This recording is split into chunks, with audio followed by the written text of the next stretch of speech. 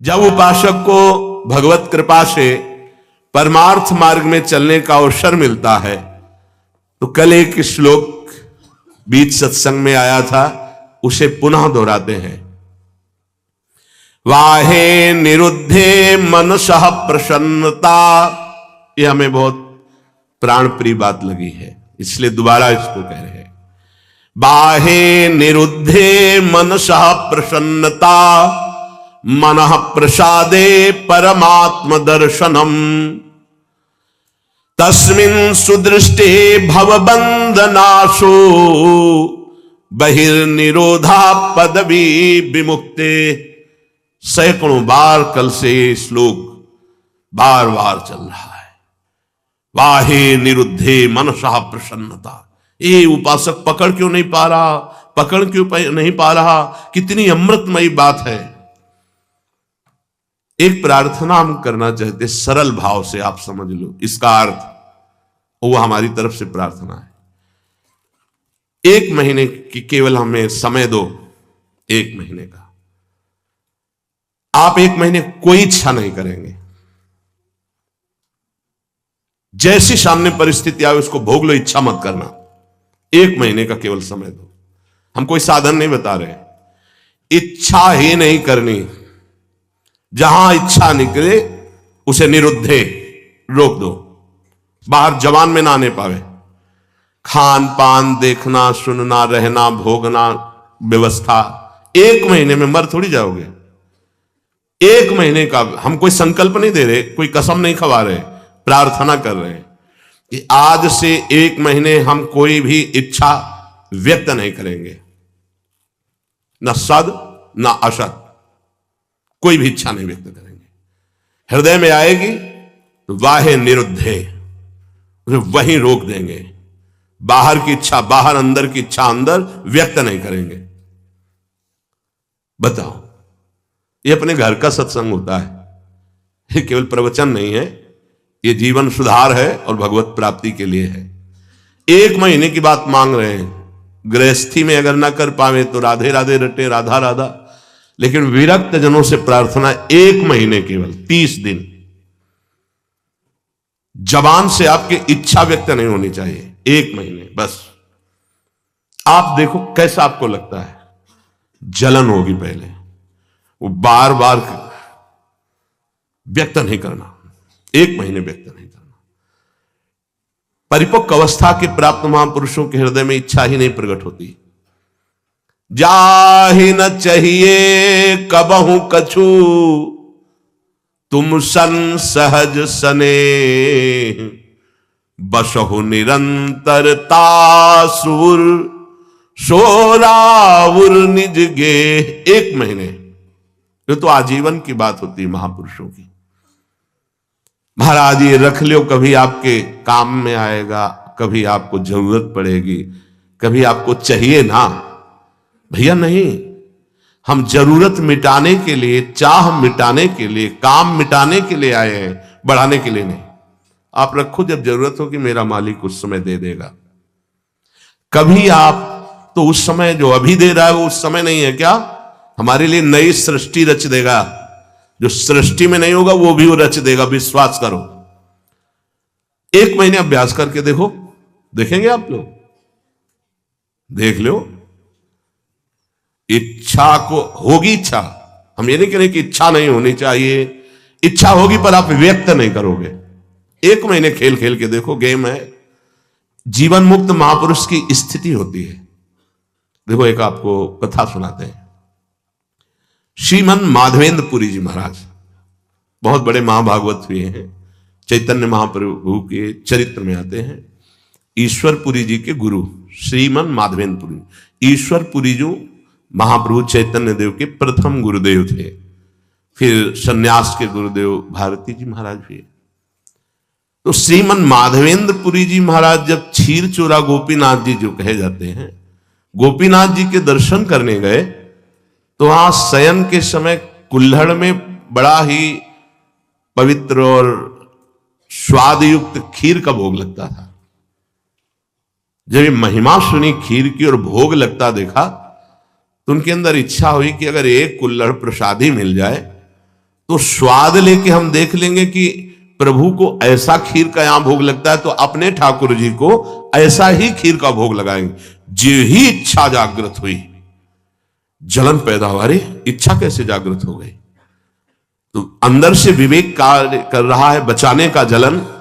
ये तो प्रभु के भोग के लिए इच्छा, फिर भी इच्छा कैसे हुई कि मुझे एक कुल्हड़ मिल जाए? तुरंत प्रणाम किया और वहां से चल दिए। अब रात्रि का समय आ रहा था, तो उसी गांव के किनारे एक वृक्ष के नीचे बार बार ये प्रश्न मन से, तूने इच्छा क्यों कर ली? बार बार उत्तर आता कि प्रभु के भोग के लिए इच्छा की है, कि अगर मिल जाता तो स्वाद ले लेते और वैसे ही खीर प्रभु को लगाते अपने। नहीं नहीं, फिर भी इच्छा क्यों? बार बार धिक्कार मन को कर रहे थे। इधर महाभागवत की इच्छा भी भगवान बने थे और उसका पोषण भी भगवान करते हैं। जो निरीह जन है, जिनके अंदर इच्छा ही नहीं है, उनके हृदय में कोई इच्छा प्रकट होती तो लीला प्रकट करने के लिए होती।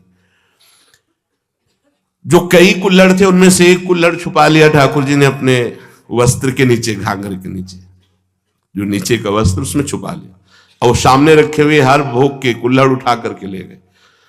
जब शयन कराने गए तो देखा एक कुल्हड़, कहा ये कैसे, यहां कैसे आ गया प्रभु के वस्त्र की? तो प्रभु ने कान में कहा उनके, प्रभु मूर्ति नहीं है, तुम जैसी भावना करोगे वैसे। राधा वल्लभ लाल जी, बिहारी जी सब बात करते हैं, यह किसी मूर्तिकार की रचना नहीं है। हाँ, एक बार मोहनचंद महाप्रभु का चरण छू गया श्री जी के भोग के कटोरे में, तो एक चपत मारी हितजू महाराज ने, प्रभु के पात्र में चरण कैसे छू गया? तो जो राधा वल्लभ लाल जी की सेवा के लिए गए, तो कपोल में ऐसे अंगुली बनी, बोले जय जय, तो उनका वो बालक थे ना, तो जो आपने वो मेरे लगे।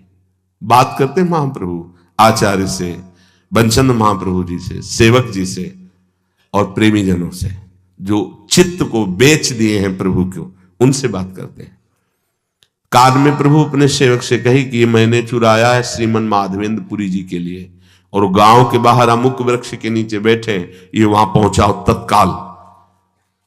तो बैठे हुए भगवत स्मरण करते हुए बीच बीच में धिक्कार दे रहे थे। इच्छा कैसे जागृत हुई? श्रीमन माधवेंद्रपुरी किसका नाम है? उनका जी दास का नाम। ये गोपीनाथ प्रभु ने आपके लिए खीर का कुल्हड़, हाँ ऐसे नहीं, बड़ी अद्भुत लीला की, भोग लगाया तो एक कुल्हड़ चुरा लिया आपके लिए, और जब शयन कराने गए तब आदेश किया तो लाए। उस दिन से प्रभु का नाम क्षीर चोरा गोपीनाथ हो गया।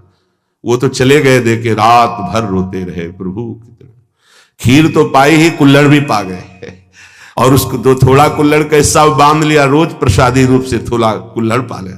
कितना आप विचार करो, इस कोटि के जो महामहिम है, वो भगवत संबंधी इच्छा में इतना क्लेशित हो गए।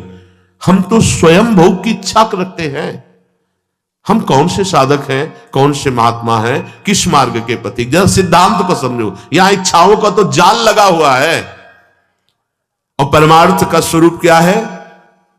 बाहे निरुद्धे, बाह्य रोग दोष, इच्छा को कोई भी इच्छा हृदय में अपना स्थान न बनाने पावे। मनसः प्रसन्नता, तो आपके मन में अखंड प्रसन्नता जागृत होगी। और मनः प्रसादे परमात्म दर्शनम, जब हम बाह्य विषयों का सेवन करते हैं तो मन खिन्न रहता है नवीन नवीन विषय भोगने के लिए। मन में जलन होती, वही विषयों की तरफ आकर्षित करता है, फिर वही जलाता है, वही संकल्प विकल्प कराता है, थोड़ी देर जलाने के बाद फिर उसी भोग की लालसा करता है। बड़ा बाहे निरुद्धे, रोक दो उसको। देखो इसमें विवेक बल काम करता है। अगर आप सत्संग सुन रहे हैं, शास्त्र स्वाध्याय करते हैं, नाम जप करते हैं, सेवा करते हैं संतों की, ठाकुर जी की, तो आपका विवेक प्रबल हो जाएगा, वो रोक देगा। कितना आनंद!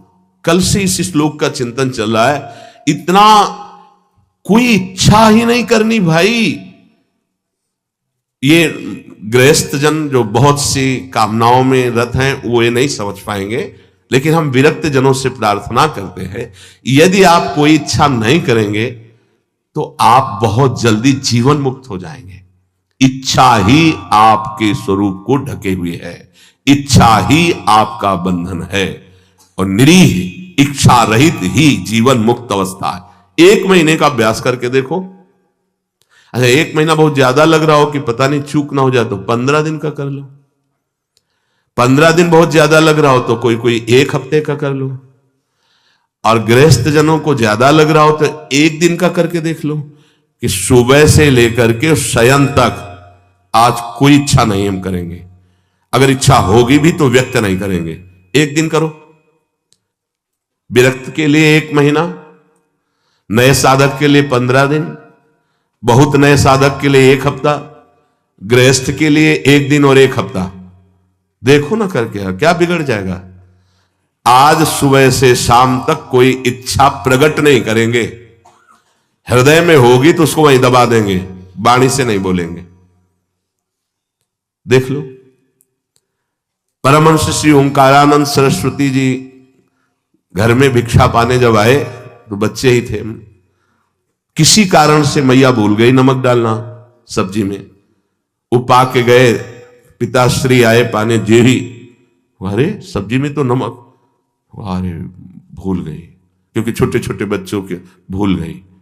वो गए, कहा स्वामी जी सब्जी कैसी बनी थी? बोले नारायण नारायण, बहुत सुंदर, परम सात्विक बनी। नहीं स्वामी जी उसमें तो नमक था ही नहीं। अरे बेटा, प्राणों का पोषण करना ये नमक है कि नहीं, ये आप गृहस्थ लोग देखते हो। हमें तो जो प्राणों के पोषण के लिए मिला तो नारायण नारायण नहीं बचा उसमें, बिल्कुल कहीं कोई स्वाद दृष्टि इच्छा ही। 1 दिन करके देखो गृहस्थी, और 1 महीने अच्छे साधक, ये जीवन की धारा बदल जाएगी। जीवन की धारा, आप विरक्त हैं, आपके लिए कोई कर्तव्य नहीं, जीवन की धारा बदल जाएगी। बस कट्टरता पूर्वक एक बार इस बात पे आना कि नहीं बोलना, स्वास्थ्य बिगड़ जाए, प्रारब्ध भोग लेंगे, लेकिन हम कहेंगे नहीं। 1 महीने के लिए आपके साथ हम भी हैं। मेरी स्वामी जो पहले से ही उसे देख रही, इच्छा क्यों? अगर हुई है तो चुप हो जाओ ना, वही इच्छा देने वाली तो वही पूर्ति करने वाली। इच्छा हुई, नहीं पूर्ति हुई तो उनका विनोद है, पूर्ति हो गई तो उनका दुलार है। दोनों में हमें पूर्ण ही रहना है, हमें इच्छा नहीं करनी। ठीक है, पकड़ी गई बात। 1 महीना अपने विरक्त जन इच्छा नहीं करेंगे। पक्का नहीं, पक्की बात करो। हां नहीं, देखो ना आप, इसमें जीवन मुक्त अवस्था की तरफ कदम है। 1 महीना जीवन मुक्त रहकर फिर आगे का तो अभ्यास पुष्ट ही होगा। 1 महीना कोई इच्छा नहीं, आएंगी परिस्थिति, बस कहना ही तो है, नहीं कहना ही नहीं है, कुछ नहीं कहना। 1 महीना नहीं बोलना है इस विषय पर कि आज हमारी ये इच्छा है, बोलना नहीं। आगे चले पक्का। और 1 दिन आप लोग गृहस्थ जन करके देखो कि आज एक पूरे दिन में कोई आकर के ऐसी प्रतिकूल परिस्थिति करेगा तो फिर आपकी इच्छा जागृत। हर इच्छा में देखना, केवल खान पान में नहीं कि हमारी इच्छा के विरुद्ध वो बोल रहा है तो हम नाराज हो जाए। नहीं, हमारी इच्छा नहीं है तो हम नाराज क्यों होंगे? हमारी इच्छा नहीं अनुकूल बोले तो प्रतिकूल बोल रहा है, मुझे कोई परेशानी नहीं। इसीलिए 1 दिन दिया है, क्योंकि गृहस्थी में बहुत 1 दिन शांत, एकदम चुप, अंदर जो आए उसे सह जाओ। और 1 महीने अपने लोग, ये केवल खान पान की इच्छा के अंतर्गत नहीं है, संपूर्ण इच्छाओं के अंतर्गत है। ना लोक की ना परलोक की कोई इच्छा नहीं। हम आएगी हृदय में तो उसको नोट करेंगे, लेकिन बाहर नहीं बोलेंगे।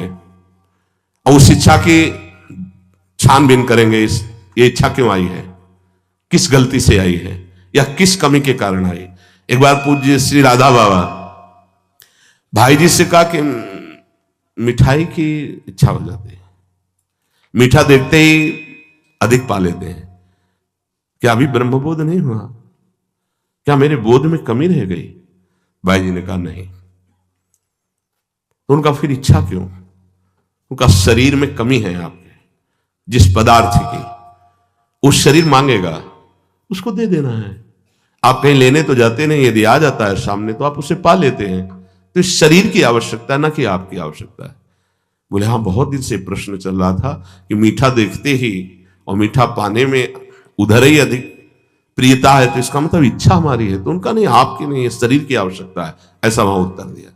पर अपने को 1 महीना शरीर की आवश्यकता भी होगी तो नहीं मांगेंगे, जो जैसी व्यवस्था उसमें शांत, इच्छा नहीं करेंगे। बाहे निरुद्धे मनसः प्रसन्नता, बड़ी मन में प्रसन्नता होगी। ये जो प्रसन्नता है भगवत प्राप्ति कराने वाली होगी। हमारी प्रसन्नता को क्षीण करती रहती इच्छा। इच्छा ही बंधन है और निरीक्षा ही मोक्ष पदवी है। कोई इच्छा नहीं, चाह मिटी चिंता मिटी, मनुआ बेपरवाह, जिनको कछु न चाहिए वो साहन के साथ। 1 महीना का अनुष्ठान है, लोग कहते हैं ना कि ये फलाहार का अनुष्ठान, इसका अनुष्ठान, 1 महीना का अनुष्ठान इच्छा नहीं करेंगे।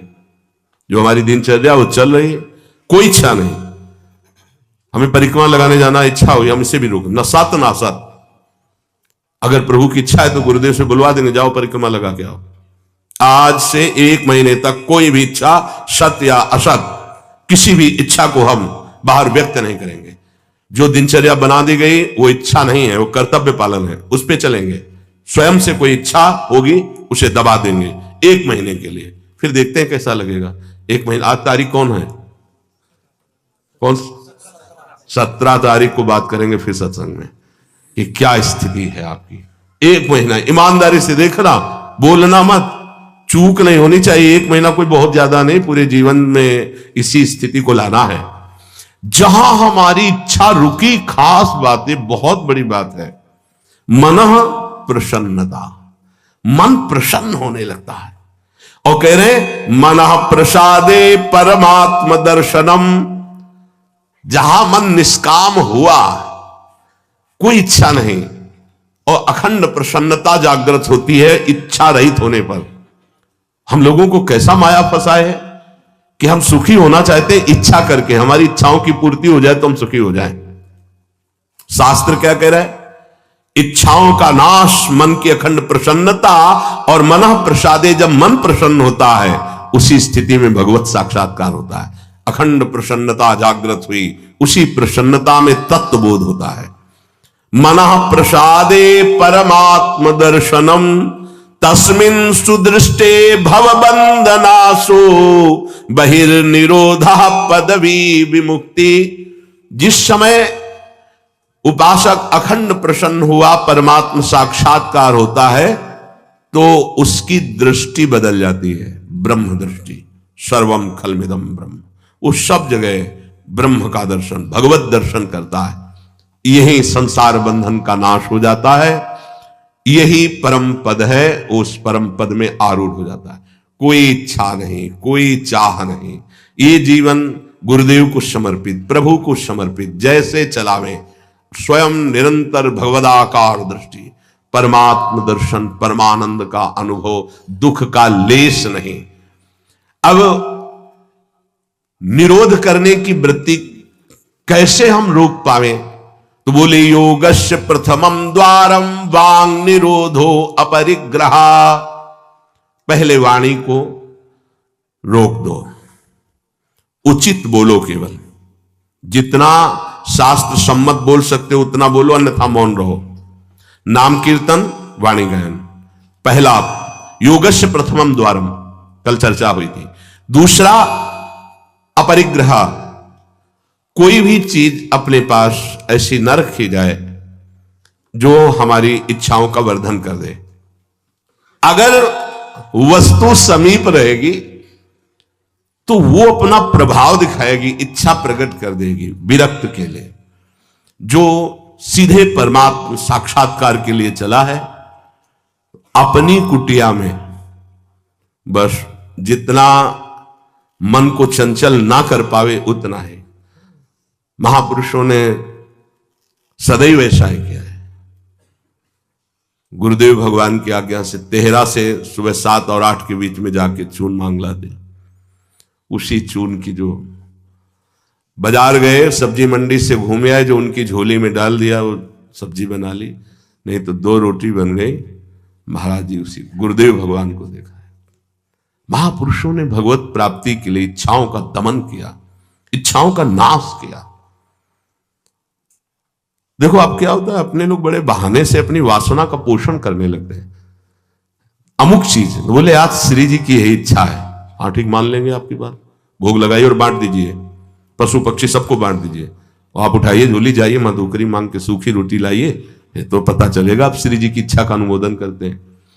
श्री जी की इच्छा के बहाने से हम अपनी वासना का कभी कभी पोषण करते रहते हैं। देखो, गोविंद देव जी महाराज ने बाबा बलराम दास जी झाड़ू मंडल के जो थे उनसे यही कहा था कि हम तो, हमारा संपूर्ण जगत, हम तो सब पाएंगे, लेकिन आप तो अब श्री जी के प्रसाद के बहाने इतना हलवा पूड़ी कचौड़ी पकौड़ी सब, तो उनको भोग लगेगा, महाराजा धीराज है हमारे, और रोज पाएंगे तो पेट बढ़ेगा, गैस बढ़ेगी, चर्बी बढ़ेगी, भावनाएं वैराग्य से रहित हो जाएंगी। बात मान लेना, भोग लगे सबको बांट दो, थोड़ा थोड़ा, भर पेट।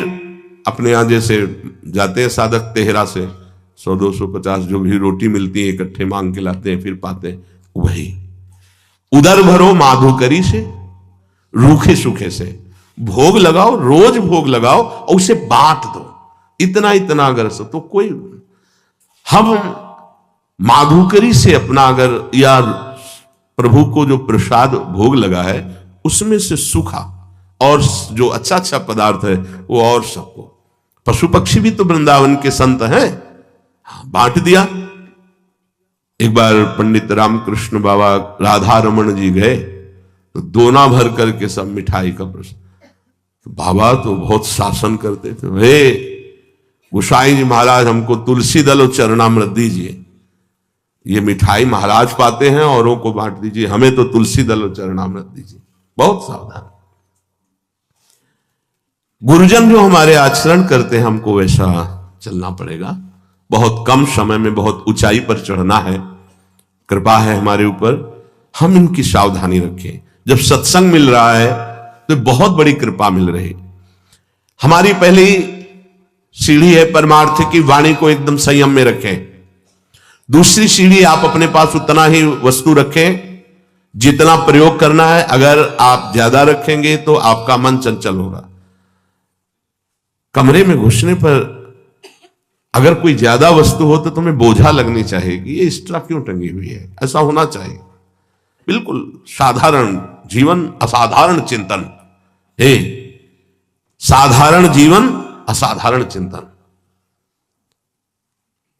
कमरे में आप अगर चले जाएंगे जिस कुटिया में श्री जी इस शरीर को रख रहे हैं, राधा राधा राधा राधा राधा राधा राधा, ये जितने राधा नाम मिलते हैं ना सब दीवार, ये प्रसादी, ये प्रसादी, ये प्रसादी, ये ग्रंथ, ये ग्रंथ, ये छवि, ये छवि, बस। और आपको दूसरी वस्तु कमरे में नहीं मिली। जिधर डालो तो बस राधा राधा राधा राधा राधा। नाम है, रूप है, नाम रूप को प्रकाशित करने वाली वाणी है। जो दिनचर्या, ये केवल उपदेश ही आपको नहीं दे रहे। शरीर रोगी होने के कारण कुछ सुविधाओं को स्वीकार किया गया है, वो हमारा जीवन नहीं है, वो हमारा लक्ष्य नहीं है। जीवन में प्रतिग्रह लेना उतना जितना हमारे जीवन का यापन होना है, नहीं तो नष्ट हो जाओगे, पक्का समझ लो। अपने पास एक भी कपड़ा ऐसा ना होना चाहिए कि जो बाद में किसी के काम में आवे, बाद में यही आवे किसी जला दो तो अच्छा है, पक्का समझना। साधु का परिग्रह रहित जीवन होना चाहिए। आज ऐसी अवस्था नहीं रह गई कि हम विचरण करके जैसे पीछे आए हैं विचरण करें। साधुओं को घेर कर पशुओं की तरह मार डाला जाता है। अब ऐसा समय नहीं है कि आप तीर्थयाटन करें, भ्रमण करें। अब समय ऐसे है कि भगवान की कृपा से यदि कुटिया बन जाए तो धाम आदि में वास करो, चुपचाप नजदीक के गांव से जहां परिचय है वहां से मांग के खा लो। नहीं और गांव में घुसोगे तो और भी हो सकता है कुछ। समय कलयुग का बढ़ता ऐसा प्रभाव चला जा रहा है कि यार संत हैं, तुमको कोई संशय हो रहा है तो बंदी बना लीजिए और उसकी जानकारी कीजिए क्या प्रसंग था। ऐसे पशुओं की तरह टूट पड़ना संत का मतलब इस तरह से उपहास, इस तरह से अमर्यादित चेष्टा तो बहुत ही घातक चेष्टा है। तो आजकल ये समय नहीं रह गया कि आप जवान जवान साधु गांव गलियों में घूमे। हाँ, निर्धारित है, जैसे हमारे ब्रज मंडल के गांव हैं, ये जानते हैं, ये संत की मर्यादा को जानते हैं, इनके दरवाजे से मांग लो। अब समय नहीं रह गया, पशुओं की तरह घेर के मार डालते हैं, जान से मार डालते हैं। ऐसा तो बड़ा कठिन है। कोई भी ऐसे निंदनीय आचरण इस भेष का लेके कर सकते हैं, लेकिन बहुत अच्छे अच्छे भी महापुरुष हैं। तो परिग्रह रहित जीवन पर अब धाम में इसकी जरूरत है कि आपके वास की व्यवस्था हो, आपका भोजन शरीर यापन के लिए हो, खूब भजन करके शरीर पूरा करो धाम में। अब ये समय नहीं रह गया कि आप बाहर भ्रमण करें। सच्ची कह रहे हैं, अपने लोगों ने जो जीवन, तो वो अब तो है ही नहीं वैसा जीवन, चलने लायक नहीं जीवन है। परिग्रह उतना ही रखो जितनी आवश्यकता। रोज का रोज ठाकुर जी व्यवस्था अपने जनों की करते हैं। आप अपनी चिंता न करेंगे, अपनी चिंता करेंगे तो ठाकुर जी निश्चिंत हो जाएंगे आपसे। और हम चाहते हैं कि वो निश्चिंत ना हो, हम निश्चिंत हो उनके भरोसे पर। निराशा, हमारे अंदर किसी से कोई आशा न रह जाए कि ये व्यक्ति भगत है, ये बहुत जहर है। प्रार्थना है, मान लेना ये जो आज का सत्संग बिल्कुल अंतर की बात से हम कह रहे हैं, इसे समझ लीजिए। बहुत सुधरने की जरूरत है। हम जरा सा कुछ भजन करते हैं, 4 गृहस्थों को साथ लेके चल देते, धनी मानी, और वही जरूरत नहीं है। आप निरपेक्ष होकर के अपने धर्म का पालन कीजिए, मनाए 4 रोटी दे दीजिए, इसके बाद हम आपको पहचानेंगे नहीं। पहचान प्रभु से है, उन्होंने प्रेरित करके आपको भेजा। हम आपको कुछ नहीं जानते, ना कभी मानते हैं। प्रभु आयो बस इतना ही जानते हैं, इतना ही कार्य आपके लिए था, प्रेरित किया और रखवा दिया। चलो, पीछे नहीं पड़ना, पीछे तो प्रभु के पड़ना है। लेकिन यहां उल्टा हो जाता है, प्रभु की तरफ पीठ हो जाती है, उनकी तरफ मुख हो जाता है। तो निराशा आशा ही परमम दुखम नैराश्यम परमम सुखम, दोबारा इसलिए समझा रहे हैं कि साधना में बहुत जरूरी बात है। किसी भी ने बहुत सेवा की, जब कोई नहीं था तो बाजार में खड़े हुए के कहा कि जिंदगी में कभी ऐसा मत समझ लेना कि हम तुम्हारा एहसान मानेंगे। तो बहुत प्रेमी जन है, बारा ऐसे बंद कर बात, बता कल क्या लाना है। वो तो बहुत निरपेक्ष है। आज भी वैसे ही, पहले दिन से आज तक वैसे ही, वही श्रद्धा, वही निष्ठा, वही समर्पण। 26 साल हो गए होंगे लगभग, वही समर्पण, वही निष्ठा। कोई दिन ऐसा नहीं जिस दिन सेवा उनकी ना होती। शाम के वही आके पूछते थे कुछ मिला खाने को, वही निष्ठा, वही। वर्षा है तो भींगता हुआ, गिरता हुआ, वो तो देखा है ना। और कभी एहसान नहीं, आओ आओ आपने, कभी नहीं। ऐसे उसका भी कभी नहीं, कोई मांग नहीं, कोई प्रश्न नहीं, और इधर से भी कोई बड़ाई नहीं, कोई अपनापन भी नहीं दिखाया। ये तब ऐसे चलता है। निराशा, एकमात्र श्री जी से आशा। ये देख लो, अंदर किसी से भी आशा नहीं होनी चाहिए। आशा हम प्रभु से प्राप्त करने की। क्या आपके चरणों का प्रेम, आपके नाम का प्रेम, कोई आशा ही ना रह जाए, ऐसी आशा आपसे आशा है कि कोई आशा ही ना रह जाए, हमें ऐसी स्थिति प्रदान करें। चौथा, निरीहा, इच्छा ही ना रह जाए, जिसके लिए आज कहा है कि 1 महीने के लिए देख लीजिएगा। और नित्य में एकांतशीलता, एकांत में जब हो तो बड़े संयम से रहें। एकांत आपका गंदा नहीं होना चाहिए। बड़े शीलवान, बड़े धैर्यवान, बड़े तितिक्षु, बड़े इंद्रिय संयमी नहीं। बड़े बड़ों का एकांत खराब हो जाता है। समाज तो सबका ठीक रहता है, एकांत खराब हो जाता है। समाज में त्रुटि हो जाएगी तो निंदा होगी, ठीक हो जाओगे। एकांत में त्रुटि होगी तो तुम्हारा अध्यात्म नष्ट हो जाएगा अंदर का।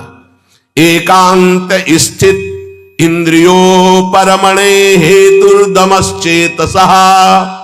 अय उपासक, एकांत सेवन में सावधान रहना, तुम्हारी इंद्रिया और मन तुम पे हावी होंगे। इसलिए इंद्रिय और मन का दमन कर देना, इंद्रिय और मन के गुलाम मत बन जाना। ये एकांत का है, ये जरूर सुधारो। एकांत में देख लीजिएगा, अय उपासक, एकांत में इंद्रिय और मन तुम पर शासन करेगा, तुम्हें गुलाम बनाने की चेष्टा करेगा। उस समय तुम अपनी इंद्रिय और मन का दमन करो। बिल्कुल उनकी बात नहीं मानना जो धर्म विरुद्ध हो। जो ही तुमने इंद्रिय दमन किया तो हेतुर्दमश्चेतसः, तुम्हारा चित्त अर्थात मन दमन करने के कारण निर्वासनिक हो जाएगा। यह थोड़ा कठिन है समझना। जब हम मन और इंद्रियों की मांगी हुई वस्तु नहीं देते तो हमें जलाता है, एक अशांति पैदा हो जाती है। तब होता है यार दे दो, शांत हो जाएगा। ये बहुत घातक बात है। जो इंद्री मन मांगा और हमें अशांत किया ना देने पर हम उसको शांति प्रदान करने के लिए देने लगे, अब आपका परमार्थ मार्ग लुट जाएगा। ये बहुत गंभीरता से समझो, यहां हमसे बहुत चूक होती है। यदि हमने जो मन और इंद्री ने मांगा नहीं दिया, उनका निरोध कर दिया, तो निरोध से वासना का नाश हुआ, वासना का नष्ट होना ही ब्रह्मानंद का स्फुरण होना है। तेनानंद रसानुभूति रचला ब्राह्मी सदा योगिनस तस्मात् चित्त निरोध एव सततम कार्यम प्रयत्ना मुने। इसलिए मुनि का एक ही प्रयत्न होना चाहिए कि मन और इंद्रियों की मांगी हुई मांग को पूरी ना की जाए।